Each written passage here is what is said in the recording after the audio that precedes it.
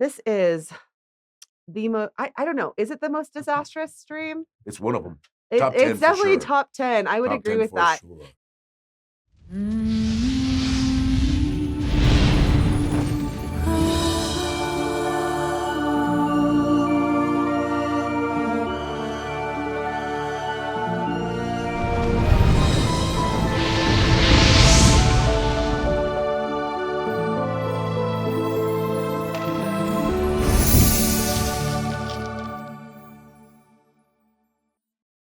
Did you see I have rosy cheeks, cameraman? You are like Santa Claus. It is true. So, hey. Okay, so first off, when you have a cord that looks like this, it's not good. Hold on, cameraman. Are those little wires sticking out right there? So this is the thing that plugs into the computer, and then this is the cord. And Mike's camera wasn't working, and I was like, well, why is that? But this is why. But that was actually the easiest fix, because then we went around. This soundboard that we have currently has been around the world with us, or around the United States with us. And I plugged it in for the first time, and that was a whole disaster. So it took Mike and me 20 minutes to get his mic working. And then the stream key changed in Restream, which is why we were late. Because technically we were streaming, it just wasn't streaming through Restream since the key had changed. So anyway, it's been an interesting morning. But now you have the news. But the important thing was how calm I remained in the face of all these obstacles. She only threw things at Mike and me a couple of times. It's true. Mike, verify. No, it's true. I have. It's been a while since I've been in the studio, and I mean, something happens every time, right? Mm-hmm. Like, it's your fault, Mike. So this is the truth. Totally. Yeah, now we know. So yeah, no, this was actually a test. Mm-hmm. To test Mandy's readiness. I'll be taking my check later. Yes, excellent job. We certainly have work to do, as we can see. Yes. Oh my God. And hold up the pillow. Yeah. Just for a moment. We'll talk about it more in a second. Just hold up the pillow. Don't say anything yet. It's been slept with every member of the Goo crew. Okay. This is the special pillow that has every Goo crew member has slept with it at least once. That is not true, and that would be so weird. Still clean. And still clean. We demanded that all of the Goo crew take showers before they sleep with the pillow. Oh my God. Lawrence is the only one we don't know if he actually did it. Oh my God. Anyway, we are gonna start our giveaway for that. Yeah, not week. Yet though. Not right this moment, no. But anyway, so yeah, welcome to Goo Morning, Zyathé, where we genuinely have a low budget production, and but we hear for that as well. But we hear that it's entertaining. Thank God I have a stress cube to watch us struggle. Look, stress cube. So anyway, thank you all for joining us and sticking with us. We still love our audience, and I appreciate that so much. They're the greatest. They are the greatest. Long suffering, masochistic. Anyway, and if I sound like crap, I just want everybody to know this was my saga. So for those of you who did not know or did not see the post, I'll do it fast because some of you have seen it. So everyone knows about this massive power outage at the Denver airport on Wednesday. So Wednesday, the trains were not running. So I showed up with quite a bit of time before my flight.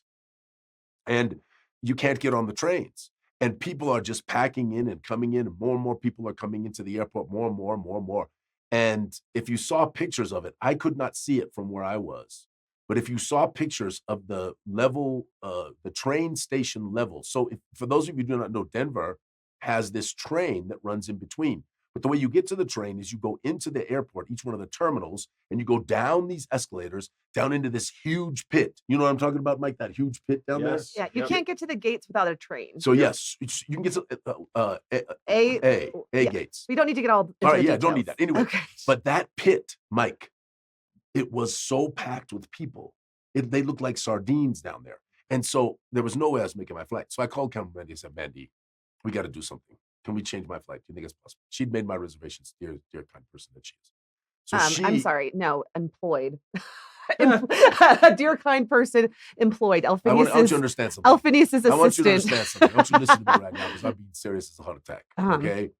Camera Mandy goes so far above and beyond. It has nothing to do with employment. She loves me, even though she won't admit it. I do. I will admit that I love you. How's the resonant voice, by the way? It's so good. It's I'm like Lou. So not Lou you know, Rawls. What was his name? anyone watches Friends, you know Phoebe has a sexy voice, her sexy voice, and yeah you totally have in a non-weird way that going on for you. I would expect you to be narrating a movie trailer right about Yeah. now. This is what sometimes he'll like smoke a cigar before he does voiceover work. Yes. Yeah. So Yes, especially because it in gives you that creamy, smoky Valentine's voice. Day advertising. Yes. Yeah. Anyway, so the pit is packed with people. There's thousands and thousands and thousands of people who are packing into the pit down below, this mezzanine where I'm standing and all that stuff. So cameraman goes, I can get you. I got you. I got you. So I said, awesome. She says, fly out tomorrow, same time. So I leave the airport, thank God, because as I'm leaving the airport, there's just more. It's like a cascade of And human beings. I did talk to Mike, other Mike. Oh, Mike. I cannot believe it. Mike. Kenyon. Oh, Mike Kenyon? Yeah. Anyway, and he did not make his flight. He was there and did not make his flight. So it is very possible that you would have not. I would not have. I'm going to tell you, I know it for a fact. So the thing is, what people, I actually heard of some people that got trapped in the train.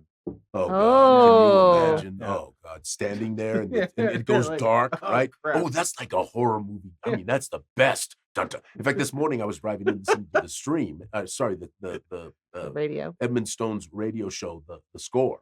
And the score was playing, and they were playing the soundtrack from Scary Movie 5. It was great. Really fun. Spoofy movie, right? So, but anyway, so I'll finish this off. So I leave, I go home, go to sleep, get up the next morning. I feel a little strange. So start getting packed up, blah, blah, blah, again, making sure everything's good. Go get in the car. Ms. Goo's going to drive me up to the airport again like she did the day before. She had to drive all the way back to pick me up. It was horrible. To be clear, I was on the phone with you 5 minutes before I think that you got into this car. Oh, yeah. And you were like, I'm on my way to the airport. I'm on my way. Because, it's not that. It's nothing. I just feel a little peaky. Look what I did here. There he is. There Oh, Mikey. There you are. Mike was not ready. What if he'd been picking his nose? I wouldn't have done it. I can do that now. Say hello, Mike. Hello, Mike. Yes, very good. Excellent. This is Mike Dunn. We're going to talk about him in a minute after I finish my enthralling story about the Denver airport and my disease. So then we're driving up. We're driving up only a half an hour more. We're driving up and Ms. Goo puts her hand on my forehead because I said, I'm not feeling great. She goes, I think you have a fever. I'm like, no way. So I left with plenty of time this time because I was so nervous. So we were not that far from the house. So we turned around and went back, and lo and behold, I was getting sick. And so that was when I called Mandy and said, Mandy, I think it's not happening. Yeah. So 30 minutes later, he's like, what? 1 minute, he's like, I'm on my way to the airport. And then 30 minutes later, he's like, I'm not coming to GaryCon. Yep. And it was like. And it was heartbreaking. I mean, there was wonderful things that happened. Mike just told me I missed seeing Ed get his Lifetime Achievement Award. Yeah. Obviously, there was some wonderful things you're going to give us some inside story, right? Some scoops. There will be some tea that is spilled. Oh, very nice. There's an intrigue for you. Mike is very in tune with as what are you, chief and whatever owner, wonderful. I'm editor-in-chief of Tabletop at Gaming Trend. Yeah. Yes. And also he's one of the co-owners. Yeah. And Mike and I are dear friends, and he is very in tune with all that's going on in the world of gaming because obviously he runs a publishing company that talks about the world of gaming. So we've got all kinds of stuff about the new Wizards of the Coast and all the things that are going on, and Mike's going to tell us a lot of things. But before we do that, I just want to make sure that Camera Mandy is getting social media because there were a couple of them I really want to show. So just make sure I will be doing that later. We'll do that later. But I'm working on getting our other things set up and ready to go. I'll show you in just a second. Oh, we have another thing. You're going to be no. This is a behind the scenes. I'll show you. All right. Well, I'm gonna let Mike and me talk for a minute. Okay. So Mike, tell me about this. Here. So you go to GaryCon. Mm-hmm. This is what I did. Oh, Mandy. No. This is amazing. And I haven't been looking at the chat. 5 years. I've been asking for this for 5 years. And you have now seen a major technical innovation at Goo Morning Zyathé, brought to you by Camera Mandy. The thing that news stations and streamers have been doing for decades. Well, not the streamers. Everyone make a funny face. Okay, I'm going to take that picture and put that up in the den. Okay, very good. Now we need stay there, cameraman. Stay there. I have to go look at the. Can we get a fourth one? Okay. Just for the pillow. All right. So Mike is amazing. He's on top of so many things. They're a wonderful publication, Gaming Trend magazine, which is online publication, obviously, but we still call it a magazine, right? Do we call it a magazine? I mean, you call it a magazine. I like to. It's Yeah. fun. It sounds good. I Gaming Trend have Magazine. not disabused you of that. So like, go right ahead. I'm going to call it that till the Yeah, day I yeah, die. do Just it, The do day it. I die, I'm going to be like, Gaming Trend Yeah, I don't have Magazine. a problem with it. Okay, now listen. So there was a lot of stuff that happened at GaryCon that many people may have missed. Okay, what was the first thing, Mike? Don't give us it all. Just give us a tidbit, and then we talk about it. I mean, well, so trying to think of where. Give us what you may have missed. We should at least talk about the press conference first. Okay, The we'll press talk about the conference press sort of is the conference. thing Yeah. that started it Yeah, all. so like about a week and a half, 2 weeks before the con, our media contact at GaryCon reached out to us and was like, "Hey, Wizards of the Coast has a press conference they're going to do, and go sign up for it here so that we know you're coming." I'm like, "Oh, okay." Hadn't really heard anything about WotC or official D&D involvement up to that point. So it was. But we had heard that they were coming to GaryCon for a presence quite a few months back, but it was kind of quiet. There was right. There's some hush quality to it, right? It wasn't like, so the first year I went to GaryCon was 2 years prior, and they were doing a big thing for the 50th anniversary, right? Mhm. So that was kind of a big deal. They were again the like key sponsor for the show, like they were this year. But Yes. this was just kind of like, it was a bit of a surprise. Camera Mendy, something happened. Yeah, I'm taking screenshots of social media. Oh, screen. Oh, wait, let Mike and me put on our good side. Ready, People Mike? don't see that. No.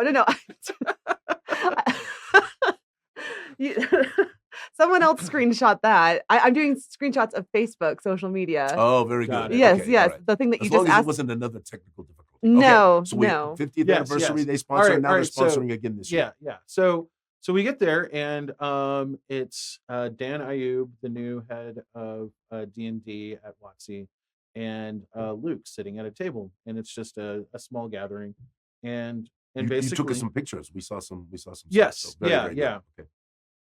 I was posting some on Blue Sky, kind of in the moment, and really just kind of didn't know what to expect.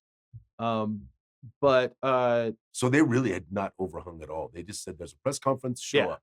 Wow. yeah, and so what they announced was that well, first there was a brief. Dan kind of talked briefly. This is like one of a relatively few kind of public moments with Dan since he took over, right? There's been a lot of speculation as to what kind of impact he was going to have. He comes from the video game side of things. He used to work on Halo and a few other high profile titles. I think like a lot of people that have moved over to WotC in recent months, he came from Microsoft. But so there was this kind of like trepidation publicly about whether this guy Dan was going to kind of continue this video gamification that Hasbro seemed to be pushing. Yes, the microtransactions and Yeah. all the stuff that takes us back to the OGL fiasco and all the things Right. that were being told about at that time. I'm going to talk about Yeah. Alphinius Kim, the prophet. Death Angel's Shadow says the fact that he came from Microsoft makes me nervous. Right. So that, of So, course, that's yeah. the trepidation, right? Yeah. We're all sitting there going, "Oh no," right? Go So ahead. like one of the first things Dan said was, look, I don't want to F this up. Like, so we're like, okay, first of all, that's pretty bold statement. Did And he actually use the word or just say F? no, he used the word. Wow. Yeah. I think it's becoming Mandy uses that word a lot on Goo Morning. it's Zyathé. You don't becoming need to- more common. You don't have to worry about it, Mike. Mandy uses it all the time. You just blow it out there. You know, I kind of default to a little more like Thank you. Yes, I family-friendly appreciate kind that. of No, I thing. appreciate It's, that. Yeah. All right, continue. But yeah, no, he basically kind of went into detail about like his relationship with D&D and how it was formative for him in like, you know, deciding his career even, right? Like he got into gaming. And this is something that you actually see a lot on the video game side with a lot of people that get into video games, is that they came up, they were like D&D players when they were a kid. Like they were board gamers. Like the earliest video games were based off of board game and tabletop RPG properties. Right? And so many technical people that I know who are gamers, not just electronic games, right, but also physical games, and it's we're all nerds, right? That's what it is. All right, keep going. Yeah. So and then they basically announced that they were bringing Luke back into the fold to work on some collaborations with WotC and D&D. So Dan's up there with Luke. Okay. All right. Dan's up there with Luke at the press conference. So yeah, let me rephrase that. Dan Ayub, VP of franchise at D&D, he said, and I quote, "I love this thing so much, I don't want to fuck it up." And I used the word. Yes. Okay. So that made my ears perk up, not just because it was profanity, because I like a little profanity every now and then, but because it was something new coming from D&D leadership, right? Like that's sort of an attitude that we haven't seen in the last several years. But yeah, like and then Luke talked about they basically talked about mending the rift between family and franchise. And Luke said that he wanted to do this as a chance to return to Greyhawk and kind of keep the Gygax in Greyhawk. Yeah, that's marvelous. But here's the thing, Mike. Long ago, Kim, the marketing guy, right, went on and talked about the alienation of your customer base and what it does to you, right? Yep. And I had these wonderful chances to talk during the OGL crisis about what do you do to rescue after you've made a major mistake. Right. And I talked about some of these things about what do you do with the community, right? How do you become more community? And they are doing it. Yes. And if you remember, I said, I think they will. I said, I think they will. I do not think they will continue on this course. I think they have already destroyed themselves so badly that if they do not turn, they could literally find themselves in a terrible, terrible position in 5 years. And lo and behold, they turned it. Well, and I mean, at least it appears so. Yes. Yeah. So, all right. I think some things to note also is that in the time since then, like especially within the last year and change, they lost their two leads. Yes. Jeremy Crawford and Chris Perkins. They're both now at Darrington Press working on Daggerheart now. Mm-hmm. They completely failed with the VTT tool that just went. It didn't work. Like, I mean, every time we looked at it ourselves at Gaming Trend, it wasn't even in an alpha state. Right? No, you and I talked about this, that you had looked at it and you're like, it's not there. It's not even close. It's not. I get inside information all the time from Mike. He tells me all kinds of cool things. All right, sorry. Keep going. No, he's very trustworthy as like a secret, as a news source. When I will tell you that when he is told not to say something, except for that one time, except for that one Gen Con. Oh yeah, that wasn't my fault. That was technical difficulties. Cameraman, we don't speak of these things. This does not come out on Goo Morning Zyathé. Let us continue. Look, Mike is turning red right now. Yeah. All right, continue, Mike. Let's go. All right, so Luke's the family franchise, mending the rift, blah, blah, blah. And so like then the next day, Luke did his own press conference and kind of talked about like just what he's doing. And then of course it invariably went to the topic of discussion went to what's going on with D&D, what he's doing with D&D. And he kind of reiterated a lot of what was said in the previous conference, but then he said something that I thought was really, really, I don't know, it was really touching in that he said that he really hopes that this initial collaboration works out really well because he wants to bring his dad's name back to the course. And so like it sounds like he has some ideas of what he would like to see after this initial go. And I got to tell you, like I managed to talk to Dan a few times. He was busy, and his handler was like kind of like running interference, like blocking us as we tried to go talk to him. But like what Dan says, everything he said, like I take him at face value on it. I think Dan himself is like genuinely a D&D fan and has been playing for years, like he says, and I think he genuinely cares about D&D. So my thought on the matter is that I really hope Hasbro lets him do it. Well, Right, Mike, I said this already. Mhm. Really, sadly, the truth of the matter is this whole idea of maximizing shareholder value, right? This is the mission of all publicly traded companies now. It's not if you go back and look at the corporation and what it was supposed to be, it's nothing like that today. But this whole idea of maximizing shareholder value, right, does come with it's a two-edged sword. So you go out and you do something really dumb and you totally, kind of, again, I don't know what the market share loss was, Mike. I do not know. Okay. Right. But even a few points, right? Even a few points at a Hasbro level is a big hit. It's a big Yes. hit. And they noticed it. It happened. There's no question. You could even see it in some of the earnings reports. D&D really in the Magic area was the only really true moneymaker in Hasbro during that time. And I haven't looked more recently, but in that time. And I know what happened. In the board, they went, what the hell are we doing? Right.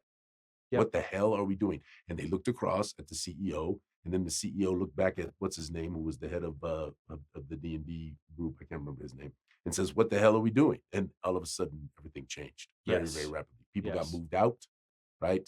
People resigned and went to other places. They resigned and went to other places, and now we have a new king, so to speak. Yep. And speaking of the CEO Hasbro, he was actually there at GaryCon all weekend. Really? Yes.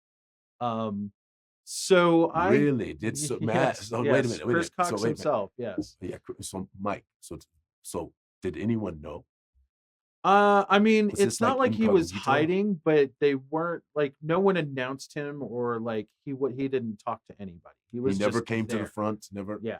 Wow. Like probably the most visible thing that he did the whole weekend, and we're going to talk a little bit more about the charity auction on Saturday because there was another big tie-in to this whole thing, a couple actually, but probably the most publicly visible thing he did all weekend was he did bid up the D&D pinball machine that Stern put into the auction up to $10,000. Wow. And then donated it to the Children's Hospital. I love that. So, so yeah, like, I mean, just in general, like everything they did last weekend was in service of like kind of this, like, I'm sorry, we're trying to do better and we want to work with the community. Yes. So, well, the tone deafness that was exhibited some years back was beyond, just blew my mind. Right. I mean, and Mike, you know my background, right? Oh, yeah. I mean, absolutely. I could not. I'm looking at it. I'm watching it. It's unfolding before my eyes, and I'm like, who is making these decisions because they don't know the market? I mean, literally, and that's the problem, right? They were all from Microsoft, and they were hell bent on creating these microtransactions and this online experience and all of that stuff. This was everything that was going to happen, and they didn't listen to their customers. Right. They were so busy trying to figure out how to leverage the brand. And the brand, I mean, let's talk about the D&D brand for just a second. Like the brand of D&D is right up there with like Coca-Cola and Kleenex and Q-tips, right? Like when people think of TTRPGs, they often use the word D&D or the term D&D to describe all the time, like across the board. So like the brand, like from a corporate point of view, they want to leverage the brand better than it is being leveraged right now. And so like they tried what they tried and everything was kind of siloed away from each other. Like the video game people weren't talking to the tabletop people, like the movie people. Well, Mike, if I can just interrupt for a second. Yeah. I heard there was a lot of tension. Right? Yes. I heard that you know better than most, but I heard there was some drama. Yes, there was between various groups and people getting mad and saying you're ruining this, and there were people inside of the administration, right, that were yelling at other people saying you are going to ruin. Absolutely, yeah. The D&D team in particular was probably we probably won't find out about the battles that they fought for like years to come. But someone will write a memoir, right? Attilo. But yeah, like it's the direction that they're going in now is like everything is going to be centralized. I believe they called it more of like kind of a franchise approach, so that like everybody's going to be talking to each other, everybody's going to be kind of synced up. So when like there's a second D&D movie, then we're probably going to see some of that reflected in some of the other products. Well, and I gotta say right? that movie was good. It was genuinely good. But and then Saturday at the charity auction, which is something I always love going to, like not only because sometimes I can pick up a few gems myself for like a good price and it goes to a good cause. Of course, the Children's Hospital of Wisconsin through the Extra Life Foundation. But sometimes there's some stuff that shows up that's like, holy cow, I can't even believe that still exists. Like there were a handful of books that were signed by Gary that were auctioned off, right? Wow. And of course, like every year, the shoe, the sandal gets auctioned off and takes another year's worth of adventures, that sort of thing. But there were two really notable things that happened at the auction this year, and one of them was apparently Luke had commissioned Jeff Easley, the one of the original artists of like, I guess that second wave of AD&D books and kind of going into second edition books. He did so many of those covers. Commissioned him to do a cover design for Melf's Guide to Greyhawk that depicted Melf the way Luke actually envisioned him. Yes. As a gray elf. Let me interrupt you for a moment. Melf was his character. Yes. So just so anyone who's wondering who the heck Melf is, go ahead, tell them. Yeah. So Melf is his character that he played with in Greyhawk with his dad, as his dad was when he was a kid. When he was a kid, and he's always been very dissatisfied at how Melf has been represented publicly as like a blonde. He doesn't have blonde hair. He's like he was very, very unsatisfied with it, and so he commissioned Jeff to do a painting, and like they auctioned it off at the charity auction, and I literally saw it pass like 2 feet in front of me. I could see the paintbrush strokes, right? And so I was frantically taking pictures of it and then like frantically posting to our website from my phone, which is something I hadn't done up to that point. Not with our new system, at least. And so if you see a picture of this cover art out there on the web, there's a very solid chance that it's one of the photos that I took. So it's at a slight angle and you can see Boucher's hands like holding it up. Yeah. And that was posted up on the GaryCon Facebook page. Did post up a picture of the painting. Yes. I didn't know it was there. And I saw that. It was really, really cool. Yeah. And you can of course see that on Gaming Trend. Yes. And I believe InWorld quoted us on that. And a few other sites and videos have quoted us on that, and credited us with the scoop. But yeah, and then Vince Vaughn actually won it for $5,000. Wow. Yeah, it was like, man, if I would have had $5,000, I totally would have been on that. Can I insert? Yeah. Oh, okay. Oh, you must. I have thoughts from the chat. So most of the chat is actually kind of surrounding the systems outside of WotC that they are still enjoying. Let me take a moment to yes, all of you friends. Thank you for sticking with us through the technical difficulties. We appreciate it very, very much. I'm told that it's entertaining, but I imagine it's very annoying. I would think it would be very annoying too. Why not both? Why not both? But our audience is stuck with us, so I really, really do appreciate it as well. All right, keep going. So, anyway, obviously the big one is Shadow Dark, and Daggerheart has also gotten a lot of love. But I have like lists that people put in the chat about. Oh my God, did we pause again after we said?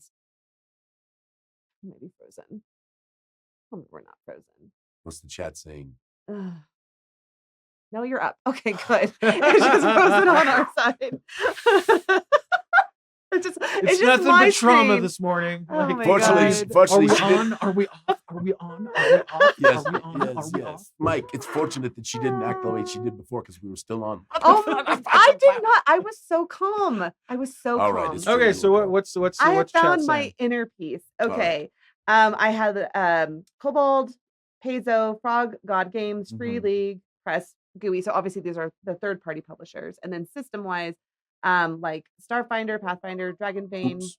What? I apologize. Do you need? Is that your game? Yes, I have to check my uranium. Okay, fine. Continue on. Keep talking. Everyone Anyway, Alien, RPG. Like there's, I guess is there a Lord of the Rings RPG out there right now? Yes. Oh yeah. Oh, very nice. Been around for quite a long time, actually. Yeah. Oh, okay. Anyway, Yeah, Free League brought it back. all that to say, I do think, I mean, ultimately, we've seen the charts at, like, because Carrie Malsom went through and did a great analyst for us analyst. It was great. Yeah, he went through and he charted out Gen Con, the games. D&D is still king. Like, there's no doubt that, absolutely. But I will say these other gaming systems have definitely come in and taken. No, Mandy, this is what Yeah. I was saying, though. But this is the thing, D&D enjoyed such a ridiculous market share. I mean, Mike, you and I talked about this. Oh yeah. Could have been 70, 80%, maybe Easy. more before the OGL crisis. That is insane. No company has that kind of market share, right? And what they did was they nicked themselves so badly in the OGL crisis that they opened the door to all of these other systems. And this is what was kind of happened. It started happening. Pathfinder had a resurgence. Sorry, go ahead, Mike. I'll be honest though. I think all they did was speed up the inevitable, right? Like I think it's impossible to maintain that amount of market share indefinitely. It's just not possible. And yeah, they did do a few self-owns that kind of led them to that point, and gave a few other games, especially like some new games that went to Kickstarter and had huge campaigns, millions, like Draw Steel and the Cosmere stuff from Brotherwise, and of course like the indie TTRPG market has been growing like constantly. Like, but here's the thing: like D&D is not going anywhere. They're going to be around. Like they could continue to like just shoot themselves in the foot over and over again, and they're still going to be probably the top of the heap, the behemoth, right? Yeah. Well, the thing is that what we don't understand, all of us who are watching the stream, you and me, and all the people who go to GaryCon and all that stuff, we are but a fraction of the market. We are their top customers generally, but we are still but a fraction of the market. And most people don't even know. There's so many people out there who play Dungeons and Dragons who did not even know about the OGL crisis. It never came across their radar. And then there's some people that are still just discovering D&D and TTRPGs today. So I kind of look at this as, yeah, all right, I'm sure Hasbro is upset that they're losing, little bits of market share here and there in drips and drabs. I think it's amazing for us as players and as enthusiasts, because like there's just a wealth of material out there, and too much.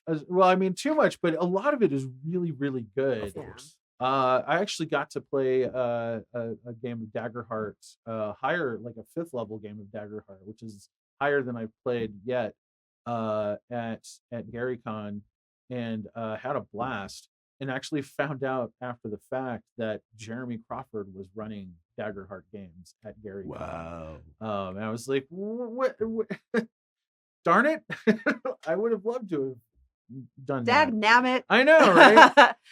So and actually, why don't you show yourself? Why don't we use this new tech and give Mike a chance to see your pretty face? Oh, all my right, there we God. go. I'm like literally looking at Mike right there. Well, you can see my face at any point in time. This is true. Listen here. So one thing that was brought up in the chat though, and Alphinius, I will give you credit for being ahead of the, in terms of how we produce our materials. It is very story based. It is very easy to adapt. We ran at GaryCon, we ran Shadow Dark games as well as 5e, where you guys had Savage World too, right? That was indie. Yeah. Yes, and so we Was it Andy? Yeah, Yes. it was. Yeah, it was Andy. Yeah, so at these smaller conventions, we let our GMs have flexibility. If you want to try something new with our system, like we really appreciate seeing that. We appreciate people getting exposed to our world without the 5e stuff. So anyway, all that to say, I'm gonna give a secret since you're here, Mike. We can talk about it in the future, but I'll just give it out right now. There is definitely, we are looking very hard at how Gooey Cube materials going forward are adaptable for most game systems in the one package. I really like that idea. Yes. Honestly, Judges Guild. Yeah. Yeah. We are turning Judges Guild Gooey. That is what we are going to do. Right? I mean, I think it's I don't know. Like, I mean, I would love to hear it from the chat, but obviously the stat blocks for 5e are very convenient to have there. But no, you just trust me on this. This is what AJ and I have been talking about, and how it will make our Game Master reference books a little larger. Yeah. And there will need to be in each, whenever you have a check, there will need to be a little checkbox, which will have a number of different pieces of information. But I think it can work. We won't be able to do it for everyone. It'll be impossible. But we can pick the top 5 or 6 systems and sort of do there, and then also give game. Listen, I could run a GUI adventure if it was made for Pathfinder. No, I played Pathfinder. If it was made for, I haven't played Daggerheart. If it was made for Daggerheart and I had a GUI adventure made for Daggerheart, I would not need to do anything other than I would just, understanding what the check is, I would make the check, right? Yeah. I would just adapt it on the fly. But I've also been game mastering like you, Mike, for many, many years. Right. But if we can give enough of a hint, right, enough help, I think it could be very, very nice for people to be able to play anything with the GUI adventure. No, I think that's a great idea. I've been actually thinking about that for a while. Like, there's because Ben says less wordy stat blocks with 5 exclamation points. Well, listen, the stat blocks, I don't have, I have no control over that, right? In 5e, there's no control. Those stat Andy blocks, says, between Harry and I, we are probably 80% of the way towards a full Savage Worlds Goo pamphlet for races, classes, etc. Dang, I did not even know you were doing those that. 2 dudes are masters. Yeah. There's so many secret things going on behind the scenes that I know nothing about. When I find out about them, I'm like, that's totally cool. Sorry, Well, no, going. I mean, most of what you do is narrative, right? Yes. It's narrative and world building, and like that doesn't need to be tied to any one system, right? No. It really doesn't. It's just, I think, isolating and figuring out like the workflow of like what needs to be adjusted for specific systems, if anything at all. Like, Yes. so I think it's a great idea. So, Mandy, I'm Cass- worried about time. We've got to do the pillow. Yeah. Oh, yeah. Let's do that now. And we aren't going to do Monster Bash again this week, right? No, I haven't put it up Well, yet. let me just say one more Yeah, thing. no, we're not. I'm not cutting you off. I just want to Oh. let her know that we. So let's timing and all that do stuff. let's do the so we are not giving away. Hold up the pillow. You're Vanna Mike right now. Then Mike. Okay. Look, so, now Mike has slept with it. See, we now are- everyone has slept with the pillow. By the way, this is a Chet Minton, right? So Yes. everybody knows that, right? This yes, is a Chet. Chet Minton, Is Chet please. in the chat? I don't know if Chet was in the chat. Maybe. Oh, he Chet, is in the chat. Yes. Hello, Chet is Chet. in the chat. We always love chatting with Chet. Okay, so we're gonna go. Let's just say hashtag Chet. Now you don't win it today. This No. is the first entry. We're gonna do it for 4 weeks. Hold So on. Oh, there it is, right there. Yeah, the Yes, snail. The snail. I I know. know. The thing is that since Chet is so ingrained in our community, he knows all the inside jokes. Oh, he's got them all. Okay. yeah, and he's so good at integrating. But and can we just talk about? You're going to show the fire snail picture, right? You're going to at least show one fire snail. we showed picture. Fire Sale last. I week. mean, but we got to talk about it just a little bit. We talked about it last week. And we got to talk about it just a little bit more. Okay, I have I'll go more find- news. I'll go find a fire snail picture. All Hold right, on because one I want second. Mike was there and he hasn't had a chance to talk about the fire snails and all of the craziness. Do you know I what the saw- fire snail? I saw fire snails. I saw little mini Jesuses. Did you and I actually saw- find? Did you find you saw one out in the wild? Because that was the big controversy. It's like no one. I mean, I kind of did. I witnessed one being put into the wild.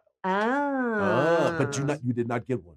No, I did not get one. Oh, I got one. well, I didn't, Well, which is fine. because I have one, you have one. It's going in the studio. So you know what? We should put it right on top of the Johnny Walker Black. you need to bottle. actually drink that liquor. Is what needs to Well, happen. Camera Mendy, I have a little sip now and then. Yeah. You know what? Oh wait, I'm sorry. You say what you were gonna say last because Okay. I have some fun something fun tonight. Okay, so like, all right, just a couple of things. One, the charity auction last year raised $92,000 for Children's Hospital Wisconsin. This year it raised 120. That's awesome. And 30,000 of that went to an all expenses paid trip to the DnD headquarters for 5 people. Wow. To go play D&D there. To I believe part of it was they kept on adding stuff, so I'm not entirely 100% sure like what all it was, but I know I've heard something about like your characters will appear in a future D&D publication and like all this stuff, and like they're going to pay for airfare, everything, and so that was pretty wild. And yeah, like that was probably the most presence that Chris Cox from Hasbro had. And I think basically my interpretation of his presence there was that they might be keeping Dan on a bit of a short leash. Question mark. Yeah. So this is the dirt, is what this is the gossip. So okay, Mike. So I have. This is just my speculation. I have a different theory. Yeah. Okay.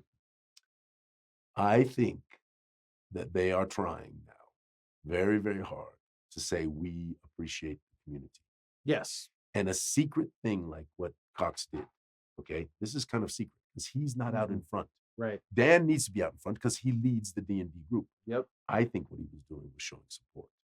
I think he was there to have people like you who would notice, people like you who would hear in the press to say, what was he doing there?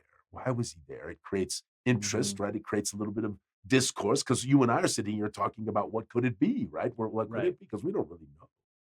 But I think that's that's a fair take. If I was the marketing guy, I would say, boss, you go. Yeah. Go, boss. You don't have to say anything. You don't just go. Just go and blow their minds that the CEO of Hasbro showed up at Lake Geneva in a tiny little convention of 3,000 people. Yeah. Because look, it's making waves, right? It's making waves with you. It's all in the press. Well, and then their next big presence is going to be at Gen Con. Oh, yes. They have committed to appearing at Gen Con every year, and that's where they're going to outline their roadmap for the following year. So like they're really, really making concerted efforts to meet the community where it's at. And I like, my take on it is this, there's a lot of people online that are like, oh, well, I'm not going to even think about it until they take that disclaimer off the books or something like that. And I don't even want to get into that. But like, the thing is that when they did something bad, we squeaked. Correct. Like we squeaked and we said, no, don't do that. It's bad. And then it took them a while, but they listened. And now we're starting to see what they're doing because they listen. And my approach to things is that when you engage that way, like be trust but verify, right? Yes, of course. Trust but verify. Like give them a chance. It's a corporation, right? They're always going to be a corporation. They're always going to be a corporation. Yes. They're not going to they're not about vibes, right? They're about like making money. So that's the sandbox that D&D is built in right now. And that's the sandbox that we have to deal with as D&D fans. Yes. The fact that we have someone who does appear to be a super fan that is like really has a vested interest in righting wrongs and taking D&D back to its roots more. Like let's give it a shot, Mike, right? They're honoring their community by changing. Exactly. Right? And so it's kind of on the ball's in our court to like respond, right? There we are. We're back again. Everyone in the chat was like, this pause brought to you by Watsy. Oh yeah, okay, we're on. We're gonna keep going since we had so many difficulties. Mike, you can comment on these things all you want. Okay. Oop, here's the fire snail. yes, So there's the what's fire going on So with the you fire did snail? not get one, Mike. I did not get one. So according to the rumor, Chet Minton put 300 of these things all over GaryCon. I thought they were 150. That was 300. Well, It got doubled. it's a Just- rumor. just like it's our a audience did. rumor. Yeah, it's a rumor. So yes. So if you got 5,000. and they ended up in games and all kinds Yes, of things, which we- was very, very cool. yeah, our game masters, I used it. And I didn't actually do combat with it, but I used Okay. it.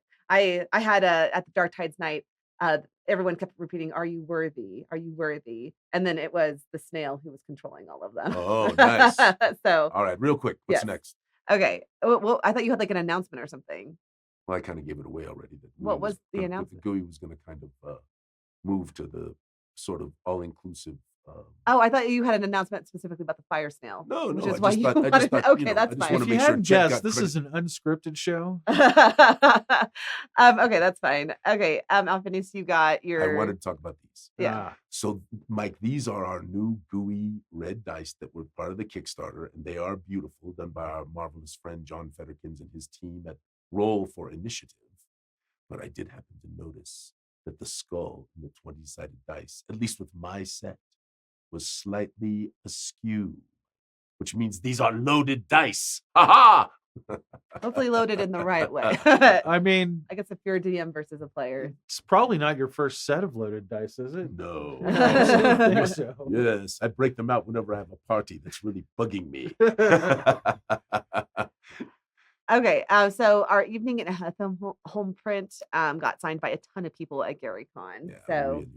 I don't know where it's at. I think Lawrence must have it Yeah, somewhere. well, I think he's going to put it in the frame. We're going to put it up in the office. Yes, it's up. Yeah, but Yeah. I think we got like 10 people to sign it. Kelsey, Dion. Mike, did you sign it? I did at Yeah. Genghis. Oh, Yeah. that's right. You Yeah. signed it, Genghis. Yeah, Margaret Weiss, Ed Greenwood, Fred Armisen. I mean, the list is like crazy. So anyway, very excited. I mean, to- I have to say, Mike, that evening in F-Home is one of the coolest things that's ever been done in TTRPGs. Yeah, you better hang on to a copy of that print for me because I need to get one. Well, I might just do that, sir.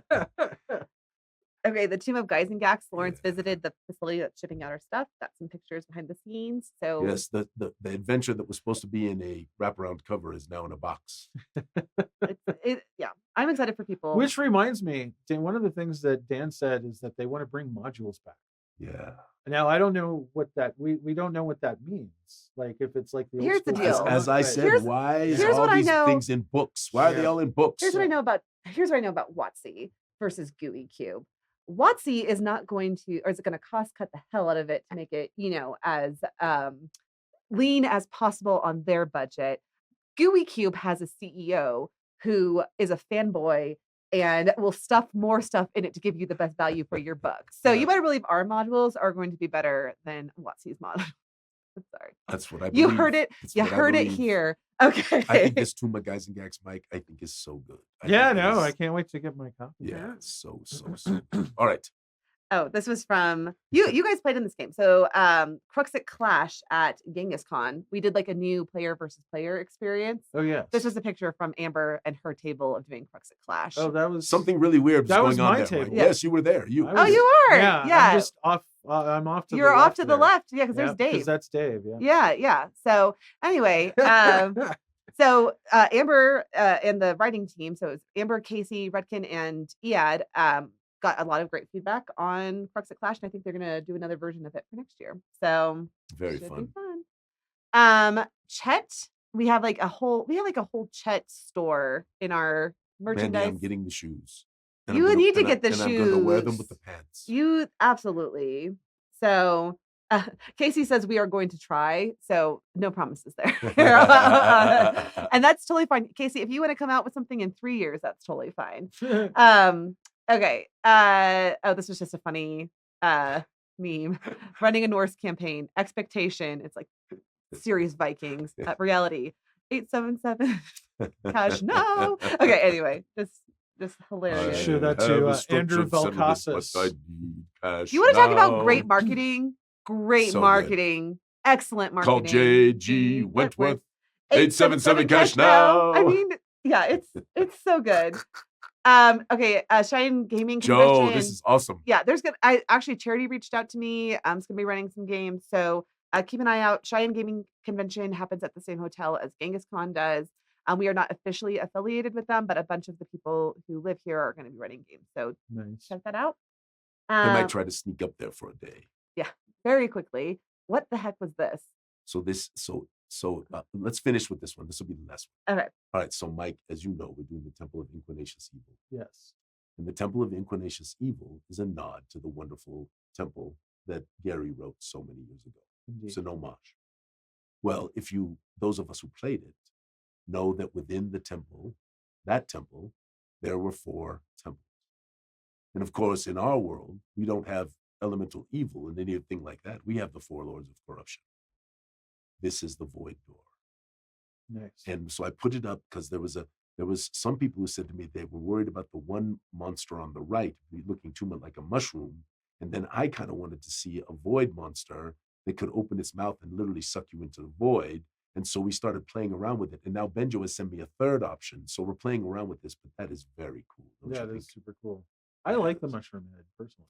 Yeah, I there's some part of me that wants to take the mushroom head and put the mouth and do some other things. There's some maybe even have the mouth in the down lower.